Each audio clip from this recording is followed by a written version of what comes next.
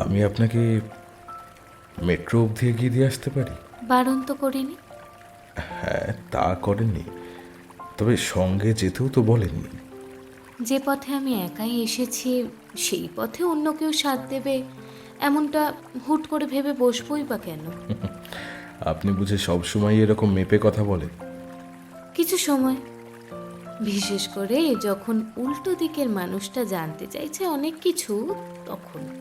অনেক কিছু আবার কখন জানতে চাইলাম? গত 40 মিনিট ধরে আমার চোখ থেকে চোখ সরাতে পারেননি।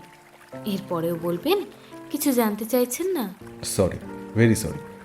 আমি আসলে... আমি কি সেই জন্য আপনাকে জেলে দেব বলেছি? এত তোতলাচ্ছেন কেন? আপনি বড় অদ্ভুত। আপনাকে ঠিক বুঝে উঠতে পারি না আমি। একটা মানুষকে চিনতে সারা জীবনও কম পড়ে যায়, সেখানে এই কিছুটা মুহূর্ত তো। জানেন, আগে কখনো আমি এভাবে ঘাটে এসে বসি।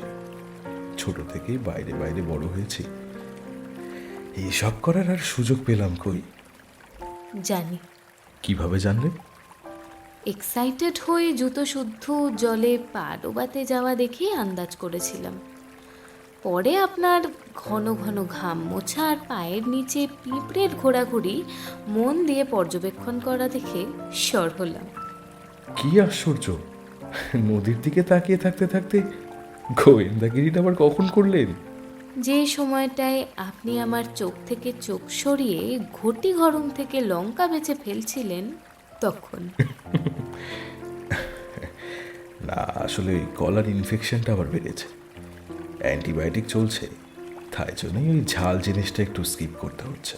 এক প্রকার বাধ্য হয়েই বলতে পারি। আপনি কি পাগল? বয়স কত আপনার? এই অবস্থায় আপনি দেখা করতে এসেছেন, তার উপর এই ঝাল ঘটি গরম।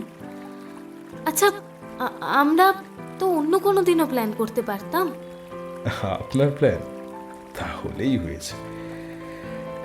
গত 7 মাস ধরে প্ল্যান করে করে যা আজ একটু সময় বের করেছেন আপনি, সেটাও আমি এসবের চক্করে ভেঙে ফেলি আর কি।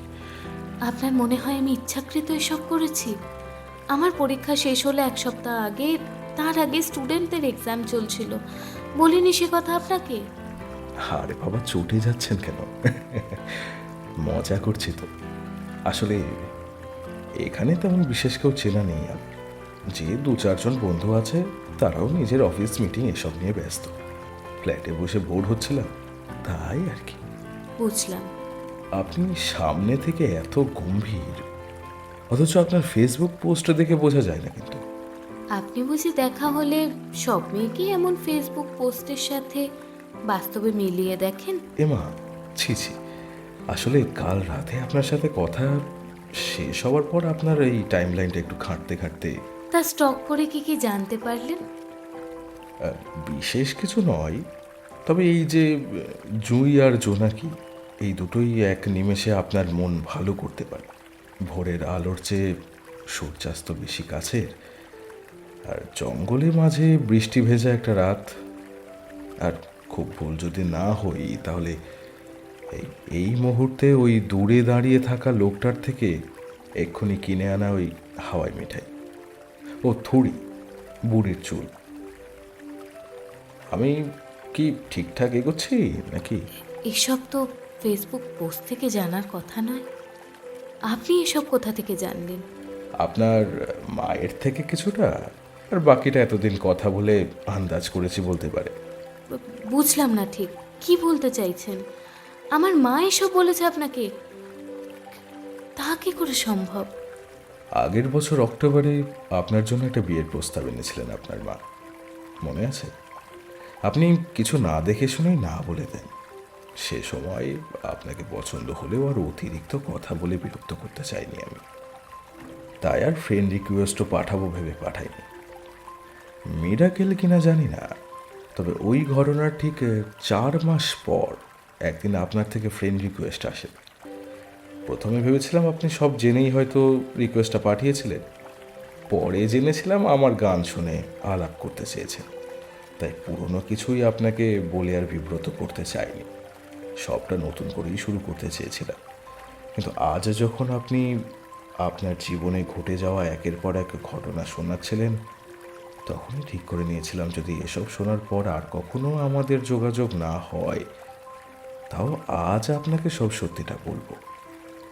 বুঝলাম, অনেকটা দেরি হয়ে গেল কথায় কথায়।